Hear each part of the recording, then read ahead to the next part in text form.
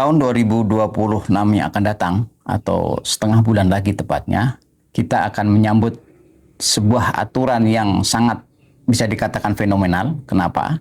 Karena aturan tersebut adalah aturan berkaitan dengan bagaimana kita berhukum.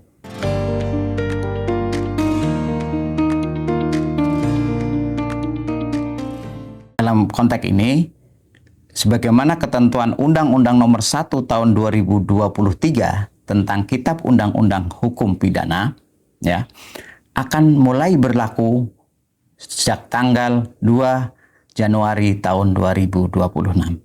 Artinya apa? Artinya bahwa ketentuan-ketentuan aturan-aturan berkaitan dengan tindak pidana atau perbuatan pidana yang terjadi, ya kan, yang terjadi pada tahun mulai tanggal 2 Januari tahun 2026 akan menggunakan atau akan diatur dengan ketentuan Undang-Undang Nomor 1 Tahun 2023, yaitu Kitab Undang-Undang Hukum Pidana, atau yang kita kenal dengan istilah KUHP nasional. Kenapa nasional? Karena ini adalah merupakan rentetan perjuangan, ya. Artinya perjuangan itu bagaimana sungguhnya Kitab Undang-Undang Hukum Pidana yang lama, yang dikatakan dalam tanda kutip itu warisan penjajah pada saat itu, sampai dengan sekarang begitu.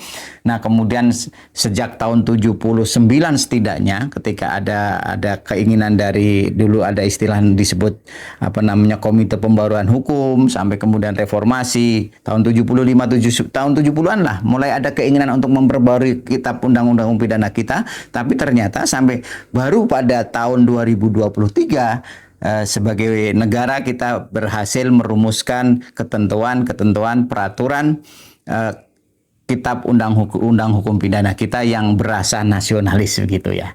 Nah, apa sih sungguhnya kebaruannya? Setidaknya dalam konteks kebaruannya kaitannya dengan hukum pidana kita itu ada 3 hal ya, dalam catatan saya setidaknya ada 3 hal berkaitan dengan apa sih yang baru di dalam KUHP kita atau hukum pidana kita.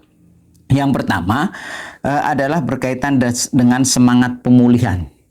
Jadi kalau di dalam Kitab Undang-Undang Hukum Pidana kita yang dahulu, zaman-zaman peninggalan Belanda tersebut, semangatnya di situ adalah semangat, bahasa kerennya retributif begitu, artinya balas dendam. Artinya seorang yang pelaku tindak pidana atau melakukan perbuatan kejahatan itu selalu berakhir dengan dia dipidana. Artinya dipidana itu dia dikenai hukuman badan begitu. Nah, dalam undang-undang pidana kita yang baru, semangat itu mulai sedikit demi sedikit ditiadakan dengan semangat istilahnya semangat restoratif. Artinya dipulihkan keadaan, tidak ada dalam rangka memenjarakan atau memidana seorang pelaku tindak pidana, tetapi di situ ada semangat untuk bagaimana memulihkan keadaan seolah-olah seidealnya sebagaimana sebelum terjadinya tindak pidana yang dilakukan oleh pelaku tersebut. Itulah semangat restoratif. Jadi semangat restoratif itu adalah kebaruan yang pertama kali ya, yang ada di dalam Kitab Undang-Undang Hukum Pidana kita. Jadi misalkan sebagai contoh di dalam ketentuan Kitab Undang-Undang Hukum Pidana kita yang baru itu disebutkan bahwa dalam hal misalnya di situ dalam hal tindak pidana itu kaitannya di samping yang pertama kali disebutkan di situ adalah dalam hal pidana itu diambil paling yang menguntungkan dari ketentuan pidana yang ada kepada terdakwa, itu yang pertama, atau bahkan disebutkan pelaku pidana ataupun korban itu yang paling menguntungkan karena dalam semangat restoratif. Kemudian yang kedua berkaitan dengan semangat pelaksanaan dari semangat restoratif justice tersebut. Di situ disebutkan di dalam ketentuan undang-undang pidana kita yang baru adalah adanya alternatif pemidanaan. Di mana di situ pidana penjara atau pidana tindakan, bahkan ini ada lagi istilah pidana tindakan, nanti akan kita bahas pada kesempatan yang lain. Tetapi di dalam semangat restorasi ini di situ ada alternatif pidana. Jadi tidak setiap orang atau tidak setiap pelaku pidana itu dapat atau langsung dikenai pidana kurungan atau pidana tindakan. Pidana penjara atau tindakan adalah alternatif terakhir, ya kan? Alternatif yang terakhir ketika kemudian ternyata dalam hal pedoman pemidanaan, ada istilah dia, ada pedoman pemidanaan nantinya, ada kemudian istilah berkaitan dengan pemaafan yang dilakukan oleh dalam sebuah putusan oleh hakim, itu dalam konteks semuanya dalam semangat restorasi justice. Kemudian yang kedua, kaitannya dengan kebaruan di dalam kitab undang-undang hukum pidana kita adalah berkaitan dengan pengakuan terhadap hukum adat atau hukum yang berlaku, ya. Artinya apa?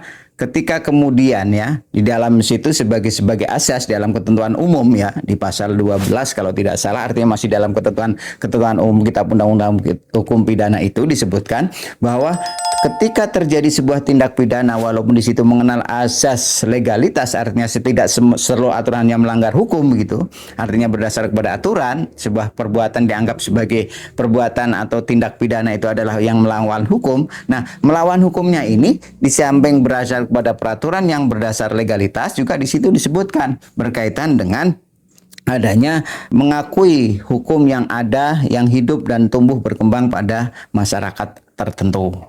Nah, walaupun di dalam pasal berikutnya, di ayat berikutnya dicatatkan akan diatur dengan ketentuan pemerintah, tapi setidaknya ketika kemudian ya ketika menjalankan berhukum kita pada tahun 2026 nanti, ketika terjadi sebuah peristiwa hukum dan kemudian ternyata di dalam komunitas atau masyarakat tertentu masih berlaku hukum adat, ya, hukum yang berlaku, tumbuh dan berkembang dipercaya oleh masyarakat setempat, maka tidak perlu diberlakukan kitab undang-undang hukum pidana atau justru mengambil alih ketentuan hukum adat yang tumbuh dan berkembang dalam masyarakat.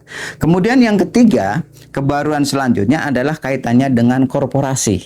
Artinya apa? Artinya di dalam KUHP yang baru kita dinyatakan secara tegas bahwa korporasi atau sebuah entitas perusahaan itu bisa menjadi pelaku kejahatan. Ya.